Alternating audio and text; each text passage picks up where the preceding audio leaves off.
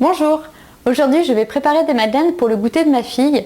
Et donc si vous me suivez déjà depuis plusieurs années sur mon blog La Gourmandise selon Angie, vous savez que je n'aime pas les desserts trop ou très sucrés.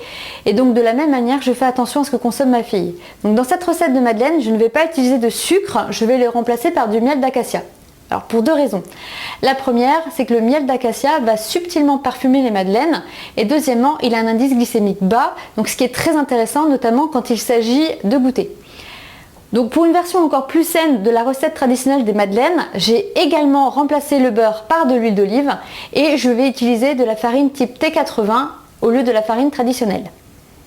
Donc c'est une recette très simple, mais comme je le disais, qui est beaucoup plus saine et ce qui vous permettra quand même d'obtenir des madeleines moelleuses et bien parfumées, des madeleines que vos enfants vont adorer. Donc c'est une recette très simple, comme je le disais, qui nécessite que très peu d'ingrédients, 5 exactement. Donc pour réaliser ces madeleines, il vous faudra 3 œufs, 10 centilitres d'huile d'olive que vous pourrez donc remplacer par 100 g de beurre fondu si vous le souhaitez, 100 g de miel d'acacia, vous pouvez en ajouter un petit peu plus si vous le souhaitez, 150 g de farine type T80 et enfin un demi-sachet de poudre à lever. De la même manière, si vous souhaitez parfumer davantage vos madeleines, vous pouvez également ajouter une cuillère à soupe de fleurs d'oranger. Moi je ne le fais pas, tout simplement parce que ma fille n'aime pas. Donc c'est parti pour la recette. Donc dans un saladier, je casse 3 œufs.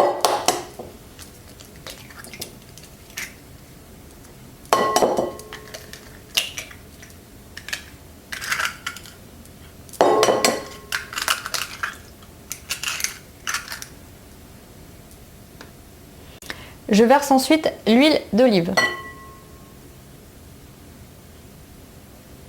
puis le miel d'acacia,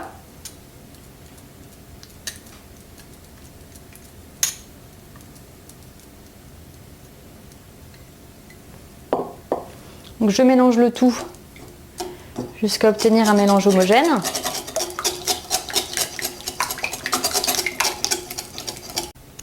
Quand mon mélange est homogène, j'ajoute ensuite les 150 g de farine type T80 et le demi-sachet de poudre à lever.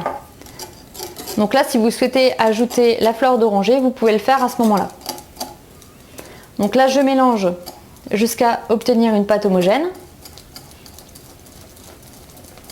Voilà, ma préparation est prête. Je vais donc maintenant verser ma pâte dans les moules à madeleine. Et donc si comme moi, vous utilisez un moule en fer blanc, n'oubliez pas de le huiler ou de le beurrer avant utilisation, ce qui n'est pas nécessaire bien évidemment si vous utilisez un moule en silicone.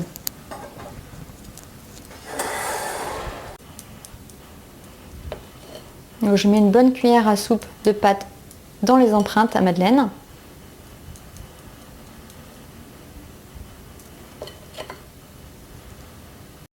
Mon moule à madeleine est rempli, je vais donc maintenant le placer au réfrigérateur pendant 10 minutes environ afin de créer un choc thermique. Si vous êtes pressé, vous pouvez tout de même enfourner les madeleines tout de suite, elles auront quand même une bosse. Elle sera peut-être un tout petit peu moins jolie, mais la bosse sera là quand même. Donc si vous êtes pressé, passez l'étape et si vous avez un petit peu de temps devant vous, placez vos madeleines pendant une dizaine de minutes au réfrigérateur avant de les enfourner.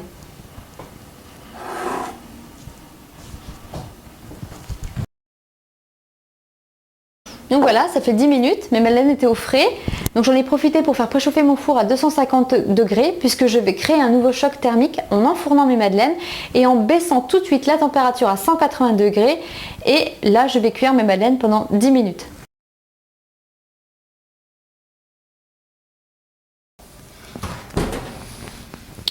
Voilà, mes madeleines sont prêtes, je vais les laisser tiédir avant de les démouler.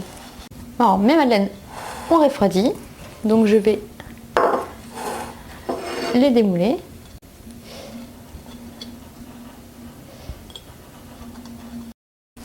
Et voilà, donc mes madeleines sont prêtes pour le goûter. Donc comme vous pouvez le voir, les madeleines sont hyper moelleuses. Voilà, je ne sais pas si vous le voyez bien. C'est une recette que je fais régulièrement pour ma fille, elle aime vraiment beaucoup ces madeleines, donc j'espère que vous aussi vous serez séduits par cette recette. N'hésitez pas à m'envoyer vos photos si vous réalisez la recette pour que je puisse la repartager sur les réseaux sociaux. N'hésitez pas également à liker, partager et commenter si cette recette vous a plu. Je vous donne rendez-vous bientôt pour une nouvelle recette. D'ici là, prenez soin de vous, je vous embrasse. Ciao ciao.